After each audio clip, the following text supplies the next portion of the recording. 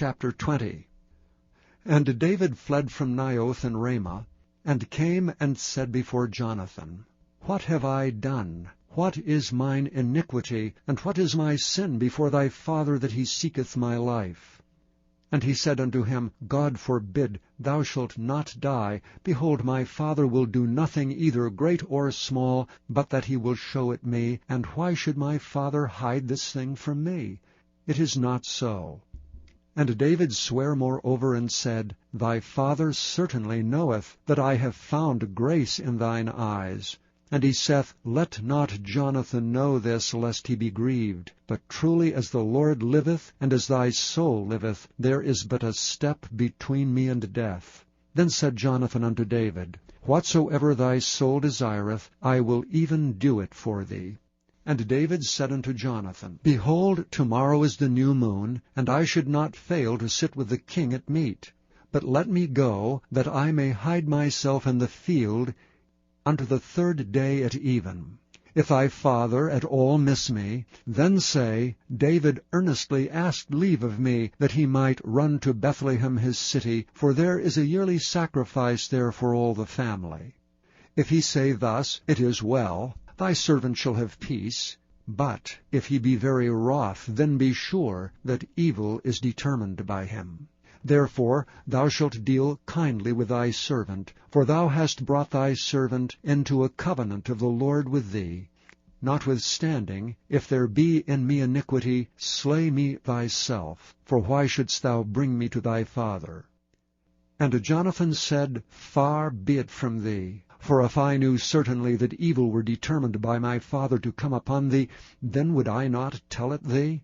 Then said David to Jonathan, Who shall tell me? Or what if thy father answer thee roughly? And Jonathan said unto David, Come, and let us go out into the field.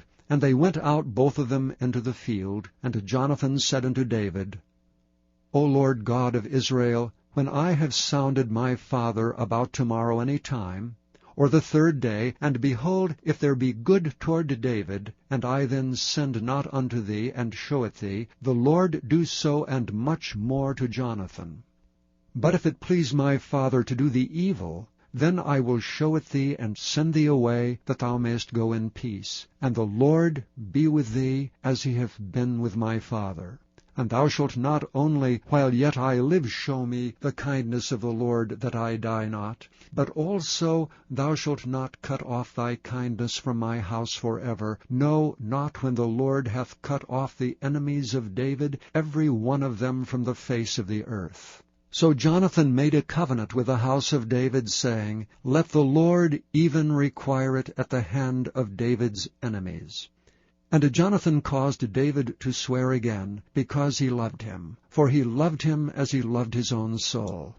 Then Jonathan said to David, Tomorrow is the new moon, and thou shalt be missed, because thy seat will be empty.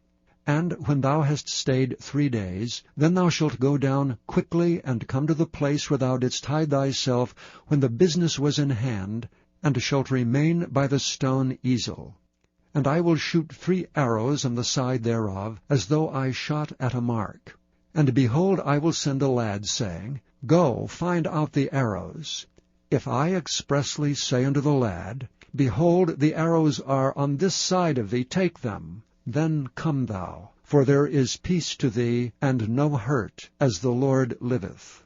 But if I say thus unto the young man, Behold, the arrows are beyond thee, go thy way, for the Lord hath sent thee away.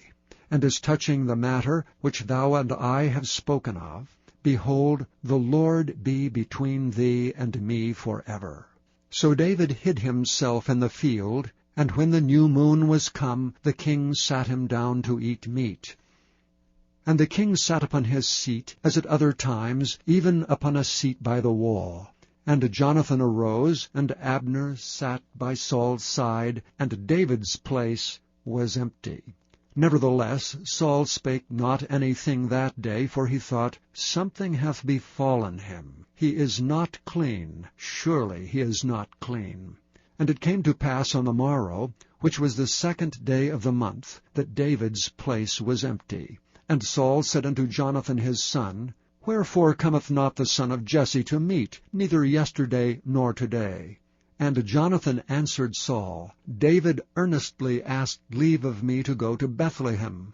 And he said, Let me go, I pray thee, for our family hath a sacrifice in the city, and my brother, he hath commanded me to be there. And now, if I have found favor in thine eyes, let me go away, I pray thee, and see my brethren. Therefore he cometh not unto the king's table. Then Saul's anger was kindled against Jonathan, and he said unto him, Thou son of the perverse rebellious woman, do not I know that thou hast chosen the son of Jesse to thine own confusion, and unto the confusion of thy mother's nakedness? For as long as the son of Jesse liveth upon the ground, thou shalt not be established, nor thy kingdom. Wherefore now send and fetch him unto me, for he shall surely die.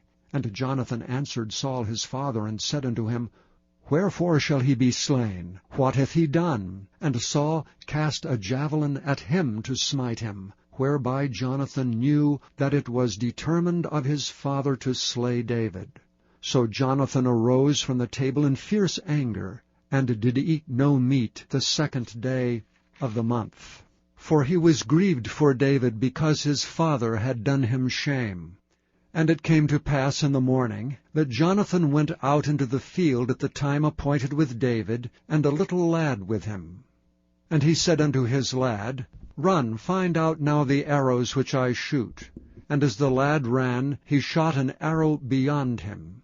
And when the lad was come to the place of the arrow which Jonathan had shot, Jonathan cried after the lad, and said, Is not the arrow beyond thee?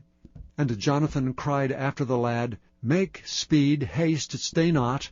And Jonathan's lad gathered up the arrows, and came to his master. But the lad knew not anything, only Jonathan and David knew the matter. And Jonathan gave his artillery unto his lad, and said unto him, Go carry them to the city. And as soon as the lad was gone, David arose out of a place toward the south, and fell on his face to the ground, and bowed himself 3 times.